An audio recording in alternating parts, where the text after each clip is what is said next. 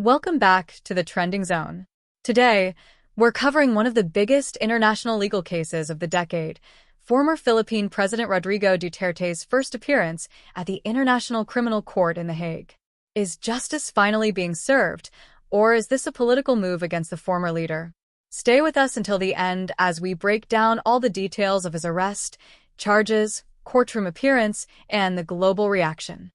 Duterte is facing charges of crimes against humanity, including murder, linked to his controversial war on drugs campaign.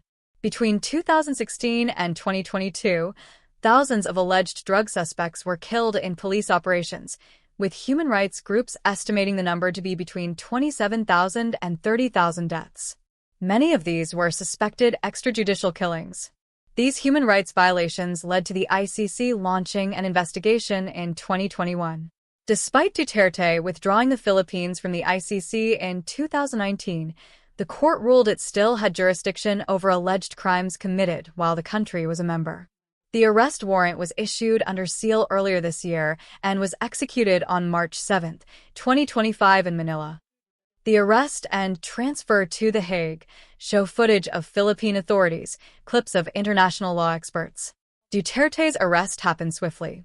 He was taken into custody by Philippine authorities and transferred to the Netherlands within days. His legal team criticized this process, calling it a violation of his rights and even likening it to kidnapping.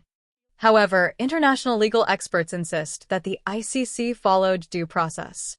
Upon arrival, Duterte was placed in ICC detention, a facility where high-profile detainees like former African warlords and Serbian leaders have been held before trial. Fast forward to March 14, 2025, Duterte made his first appearance before the ICC, albeit via video link from the detention facility. The hearing was presided over by Judge Eolia Antoinella Motok. During the session, the court formally presented the crimes against humanity charges against Duterte, and he was reminded of his rights. He did not enter a plea at this stage, as this was purely a procedural hearing. Pre-trial hearing date September 23, 2025. The court has scheduled a pre-trial hearing for September 23, 2025, where it will decide if there is enough evidence to proceed to a full trial. Reactions and political impact. Split screen of protesters versus Duterte supporters. Reactions to Duterte's arrest have been polarizing. Human rights activists and families of the victims see this as long overdue justice, while Duterte's supporters, including his daughter, Vice President Sara Duterte, have condemned the arrest, calling it a foreign intervention. Political analysts say this case could impact Philippine politics significantly. Some believe it will weaken the Duterte political dynasty, while others argue it might galvanize his supporters even more. What's next? Show infographic on ICC trial process. Host. What happens next?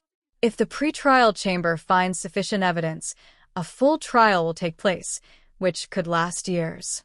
If convicted, Duterte could face life imprisonment. This case is historic as Duterte is the first Asian former head of state to face charges before the ICC.